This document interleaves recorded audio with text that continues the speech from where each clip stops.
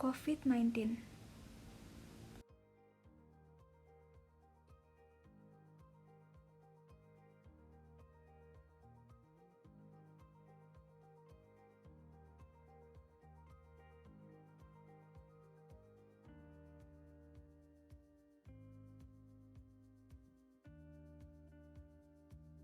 Severe Acute Respiratory Syndrome Coronavirus 2, SARS-CoV-2, atau yang lebih dikenal dengan nama virus corona, adalah jenis baru dari coronavirus yang menular ke manusia.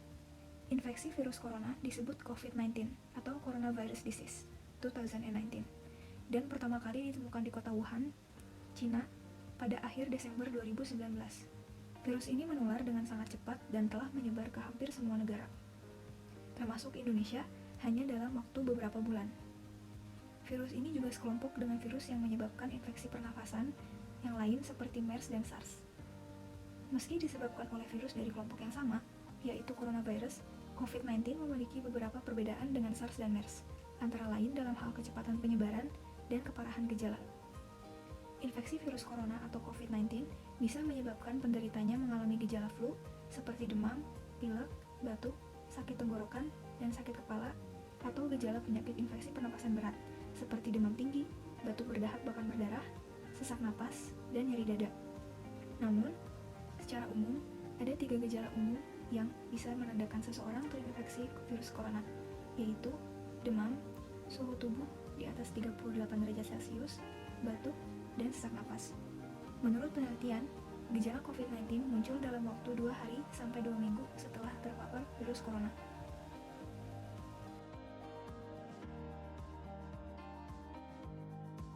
Ada beberapa cara yang dapat dilakukan untuk mengatasi virus corona. Di antaranya, dalam bidang kesehatan, kita dapat melakukan hal-hal seperti berikut, yaitu memperkuat imun tubuh dengan makan makanan yang bergizi dan minum vitamin, memakai masker saat sakit atau bepergian, dan selalu mencuci tangan untuk menghindari bakteri atau virus yang menempel pada kulit tangan kita. Dalam bidang sosial dan budaya, di antaranya, melibatkan pemimpin adat atau agensi lokal lainnya dalam melakukan kampanye penanganan COVID-19. Pelibatan aktor-aktor lokal ini akan membawa dampak yang cukup signifikan karena himbauan berasal dari kalangan sendiri sehingga lebih didengar. Pemerintah kabupaten juga dapat membuat atau mengaktifkan posko-posko kesehatan di lingkungan terkecil. Instansi kesehatan dapat menunjuk duta kesehatan warga dan memberikan edukasi singkat mengenai pencegahan penyebaran virus corona. Apabila diperlukan, pemerintah dapat menstimulus lahirnya aturan adat atau aturan desa yang bertujuan mensukseskan penanganan dan pencegahan COVID-19. Dalam banyak masyarakat, aturan adat atau peraturan desa kadangkala lebih dipatuhi daripada himbauan pemerintah. Hal ini dikarenakan aturan adat dan desa dirasakan lebih dekat daripada peraturan pemerintah. Membentuk lumbung pangan warga. Mengingat bahwa pandemi melumpuhkan sektor ekonomi, maka perlu difikirkan suatu sistem pengamanan pangan. Paling tidak, ada skema yang menjamin bahwa kecukupan pangan bagi masyarakat kelas bawah semasa pandemi akan terpenuhi. Pemerintah dapat memerintahkan setiap rukun warga membentuk tim lumbung pangan warga yang bertugas mengumpulkan sumbangan atau iuran bahan pangan yang akan didistribusikan kembali kepada masyarakat saat kelangkaan bahan pangan terjadi pada masa wabah. Jika skema ini dikelola dengan baik, ketahanan pangan pada masa pandemi akan terjaga, dan ini akan berbanding lurus dengan pencegahan tindak penjarahan serta kerusuhan sosial. Selain itu, kita juga diharuskan untuk menerapkan social distancing dan physical distancing untuk meminimalisir penyebaran virus COVID-19. Dalam bidang ekonomi, pertama, untuk mempercepat pengobatan dan pencegahan penularan yang lebih luas, pemerintah harus menerapkan kebijakan at all cost seperti pengadaan alat kesehatan penunjang pemeriksaan, ruang isolasi, dan alat pelindung diri atau APD, menggratiskan biaya pemeriksaan baik yang terbukti maupun tidak, ataupun hal-hal yang bersifat pencegahan seperti pembagian masker murah dan sebagainya. Konsekuensi pembengkakan defisit anggaran sejalan dengan pendapatan APBN yang juga turun tajam memang akan membebani pemerintah. Namun, perhitungan kemanusiaan semestinya harus lebih dikedepankan dibandingkan dengan kalkulasi ekonomi yang masih dapat ditanggulangi sejalan dengan pulihnya ekonomi masyarakat. Kedua, untuk menjaga daya beli masyarakat sebagai dampak perlambatan putaran roda ekonomi, pemerintah dituntut untuk dapat mengurangi beban biaya yang secara langsung dalam kendali pemerintah, di antaranya tarif dasar listrik, BBM, dan air bersih. Penurunan tarif listrik dan BBM tentu tidak akan terlalu membebani keuangan BUMN dan BUMD, mengingat harga minyak mentah yang turun ke kisaran $20 per barel diperkirakan masih akan berlangsung lama sejalan dengan potensi resesi global. Ketiga, perlambatan ekonomi saat ini tidak hanya dirasakan oleh sektor industri manufaktur, tetapi juga sektor-sektor lainnya. Oleh karena itu, pemerintah perlu melakukan relaksasi pajak seperti pemberian potongan pajak, percepatan pembayaran restitusi, dan penundaan pembayaran cicilan pajak kepada sektor-sektor lain, khususnya yang terkena dampak paling parah seperti sektor transportasi dan pariwisata.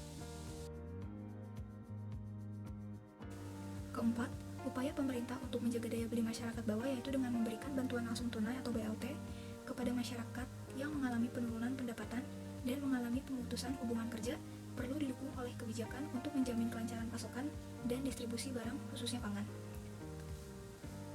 Penyaluran BLT juga perlu diikuti dengan ketepatan data penerima bantuan dan perbaikan mekanisme dan kelembagaan dalam penyalurannya sehingga dana BLT tidak salah sasaran dan diterima oleh seluruh masyarakat yang semestinya mendapatkannya.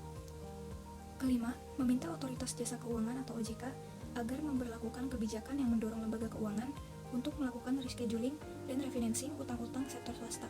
Selain untuk UMKM, juga untuk usaha-usaha yang menghadapi risiko pasar dan nilai tukar yang tinggi.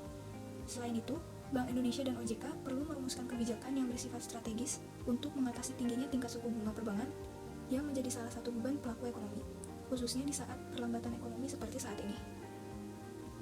Keenam, membuka peluang untuk membuat terobosan kebijakan baru. Di sisi fiskal, opsi pelebaran defisit anggaran melebihi batas yang ditetapkan Undang-Undang Keuangan Negara diperlukan di tengah semakin banyaknya kebutuhan belanja negara untuk memberikan insentif kepada perekonomian. Di sisi moneter, perlu mencontoh otoritas moneter beberapa negara yang aktif terjun memberikan insentif, khususnya ketika kebijakan suku bunga acuan dan beragam kebijakan konvensional tidak bekerja secara optimal seperti saat ini. Terobosan yang bisa dilakukan Bank Indonesia dan pemerintah yaitu merevisi Peraturan Bank Indonesia nomor _10-13-PBI-2008 ataupun Undang-Undang nomor 24 tahun 2002 tentang surat utang negara dengan memberikan keleluasaan Bank Indonesia untuk membeli surat utang negara di pasar keuangan primer untuk mengakomodasi kepentingan pembiayaan negara.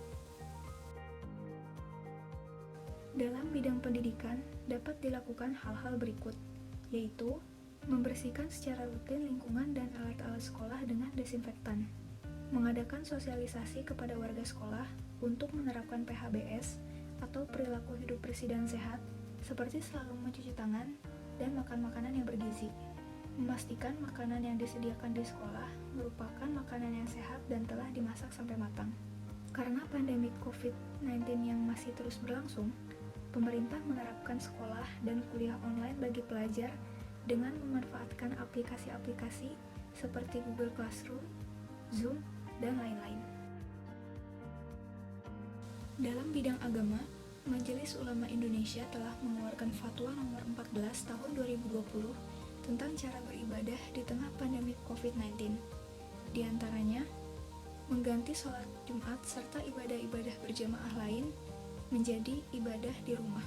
Selain itu, ada baiknya kegiatan-kegiatan keagamaan seperti tabligh akbar atau kajian secara berjamaah tidak diadakan terlebih dahulu dan menggantinya dengan cara online.